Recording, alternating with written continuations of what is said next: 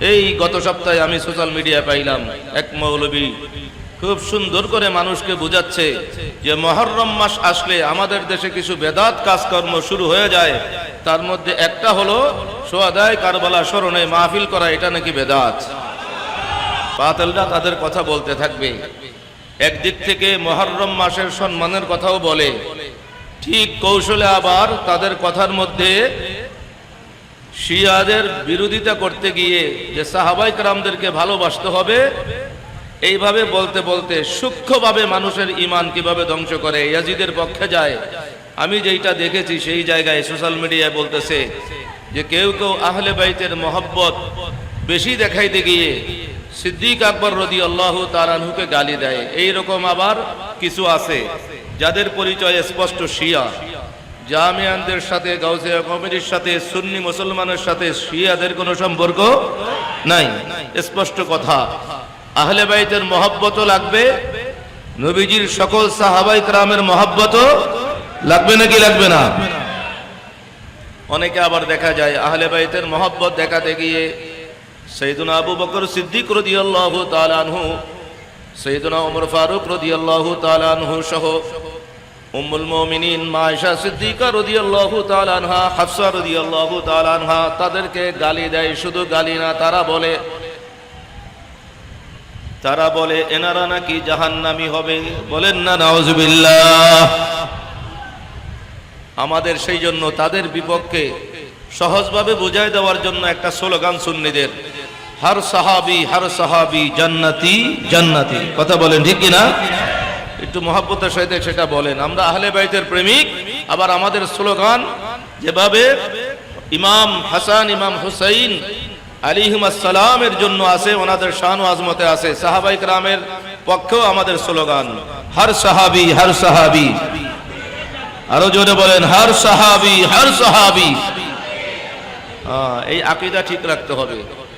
এই আকীদা ঠিক রেখে নবী বংশের মহব্বত সিনায় ধারণ করতে হবে। এই যে এশার নামাজ হলো একটু আগে জামাতে, বাংলাদেশের সর্বস্তরের মুসলমান সবার কাছে নামাজ ভালো লাগে। নামাজের কথা বললে সবাই একটু বেনামাজি হলো একটু নরম হয়। নামাজের গুরুত্ব সব জায়গায় চলে, কিন্তু নামাজ কখন আল্লাহর দরবারে কবুল হবে?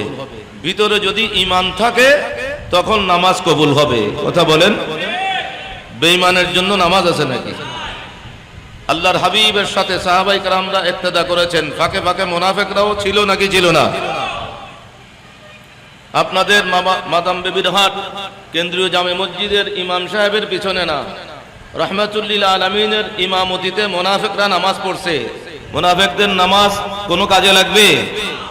কারণ তাদের ভিতরে নবীর মহব্বত ছিল না, তাজিম ছিল না, সেই জন্য তারা নামাজ পড়ার পরও মুনাফিক পরিচয়, ঈমান নাই। তো নবী বংশের মহব্বত যদি কারো সিনায় না থাকে, তাকে কি ঈমানদার বলা যাবে? গায়ের জোরে বলতেছেন নাকি? দলিল আছে না নাই? হ্যাঁ, দলিল দিব। আজকেও ছাত্রদেরকে হাদিস শরীফের ক্লাসে পড়াইলাম, ওদেরকে দেখাই দিলাম, দেখো যে নবী বংশের মহব্বত, নবী বংশের তাজিম যদি কোনো উম্মতের ভিতরে না থাকে, নবীজি আল্লাহর নামে কসম করে বলেছেন তার ভিতরে কখনো ঈমান ঢুকবেই না, ঈমান প্রবেশই করবে না। ঈমান ঢুকলে না ঈমান কম না বেশি বলা যাবে। ঈমান যদি নাই ঢুকে সে যে বেঈমান, কোনো সন্দেহ আসেনি। বেঈমানের কোনো নামাজ আছে?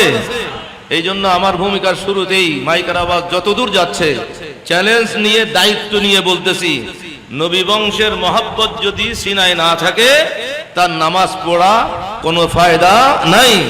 তার পরিচয় আর মুনাফিকের পরিচয় একই হয়ে যাবে। এই কথা আমাদের নয়, নবীজি আল্লাহর নামে কসম করেছেন। রসুলের কসমের গুরুত্ব দেওয়ার দরকার আছে নাকি নাই? আমার আপনার নবীর কসমের গুরুত্ব ইহুদি, নাসারা, খ্রিস্টান, মুনাফিক তারা দিবে না, কাফের দিবে না।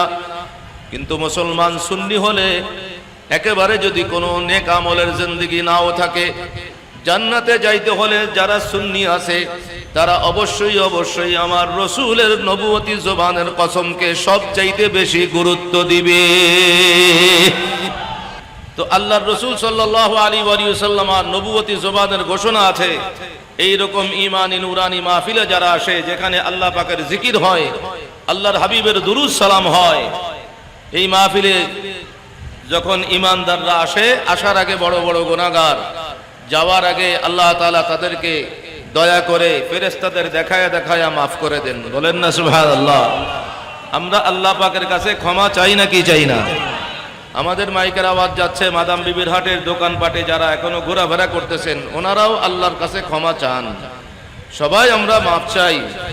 কিন্তু আজকের এই মাহফিলে এখনো আসতে পারি নাই, তার পিছনে বড় কারণ হলো ঈমানদার আজকে এই মাহফিলকে কেন্দ্র করে যারা বড় কপালের মালিক হবে, তাদের পিছনে অন্য দিনের চাইতে শয়তানের ওয়াসওয়াসা আজকে বেশি হবে।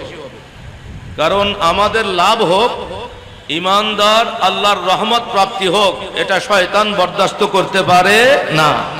এই জন্য ঘুরাই ফিরাইয়া যতক্ষণ পারে এদিক সেদিক রাখবে। আমরা আল্লাহ পাকের কাছে ফরিয়াদ জানিয়েছি, জানাই, আল্লাহ আজকের এই মাহফিলকে কেন্দ্র করে এলাকার সর্বস্তরের মুসল্লি মুসলমান নারী পুরুষ সবার জন্য তোমার রহমতের দরিয়া খুলে দাও। বলেন আমিন।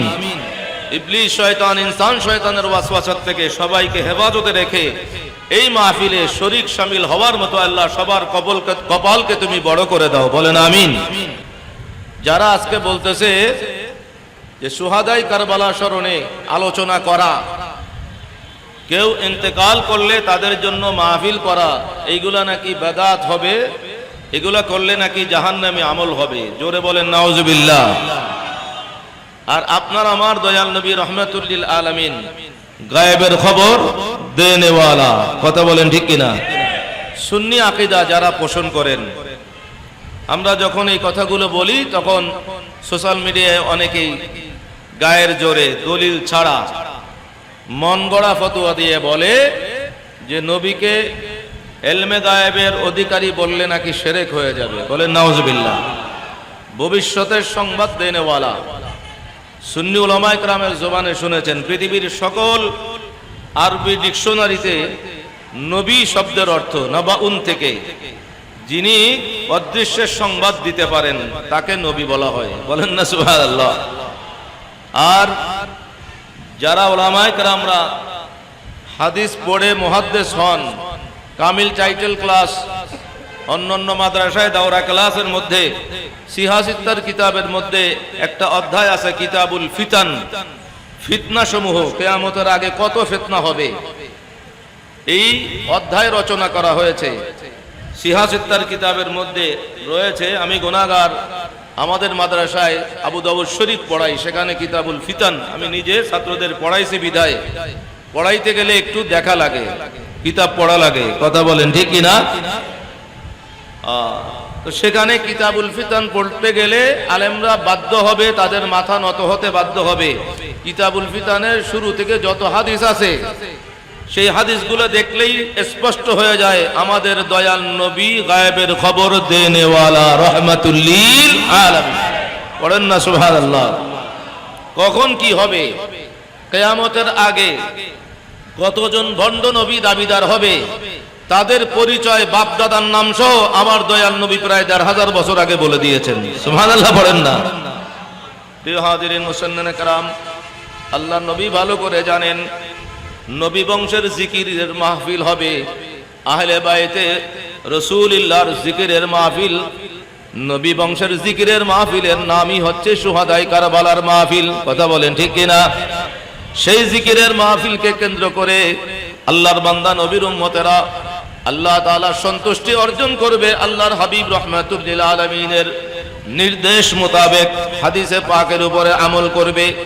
কিন্তু আরেক দলে সে এটাকে বেদাত বলবে, এটা নবীর ভালো করে জানা আছে বিধায় নবী রহমাতুল লিল আলামিন নবী বংশের বেলায় নবীজির নবুয়তি জবান থেকে সাহাবায়ে কেরামদেরকে সাক্ষী রেখে যে হাদিসগুলো আমাদের জন্য উপহার দিয়েছেন, নবীর যেই নির্দেশ রয়েছে সাহাবায়ে কেরামদেরকে সাক্ষী রেখে আল্লাহ পাকের হুকুমে দয়াল নবী নিজের বংশধর আহলে বাইতের শানে উম্মতের করণীয় কি আছে, আমাদের সবার উপরে আল্লাহ নবীর হক আছে, ওলি আল্লাহর হক আছে, নবী বংশের হক আমাদের উপরে আছে না না? এই হক সম্পর্কে আলোচনা করতে দিলে সুন্নি ছাড়াও অন্য যত মৌলবী সাহেব আছে সবাই বান্দার হক নিয়ে সুন্দর আলোচনা করে। আমরা সন্তান, আমরা ছেলেরা, এমনিভাবে সন্তান মেয়েরা যারা আছে, সন্তানের উপরে মা বাবার একটা হক আছে না নাই? আওয়াজ করে বলেন, আছে না নাই? আমাদের উপরে আমাদের মা বাবার হক আছে না নাই? আপন ভাই বোন একজনের উপরে আর একজনের হক আছে না নাই? একজন পাড়া প্রতিবেশী, আপনার আত্মীয় না, আপনার বাড়ির পাশে থাকে প্রতিবেশী, তার উপরে প্রতিবেশী হিসাবে হক আছে না নাই? এইভাবে সকল হকের কথা একজন মুসলমান আপনার পাশে থাকুক অথবা দূরে থাকুক, মুসলমানের উপরে মুসলমানের একটা হক আছে না নাই? সব হক বুঝতে পারে সব মৌলভী সাহেবরা। রসুল আমাদের নবী তরানেওয়ালা, আমরা উম্মত, তো আমরা উম্মত হিসাবে আমাদের উপরে আমার দয়াল নবীর একটা হক আছে না নাই? এটা কখনো সুন্নিরা ছাড়া আর কেউ বলে না। একইভাবে নবী বংশের একটা হক নবীর উম্মতের উপরে আছে না নাই? নবী বংশের হক আদায় করা ফরজ, নামাজ পড়েছেন ফরজ, নবী বংশের মহব্বত এটাও ফরজ, নামাজ আদায় করলেন সেটাও কি ফরজ, দুটোটা ফরজ। এখন ফরজ দুটোটা ওলামায়ে কেরামদের জবানে শুনেছেন, ভুলে যান দুইটা ফরজের মধ্যে কোনটা আগে কোনটা পরে। সিরিয়াল দিলে অবশ্যই সিরিয়াল, নামাজ ফরজ, তার আগে নবী বংশের ভালোবাসা তার উপরের ফরজ। বলেন না সুবহানাল্লাহ।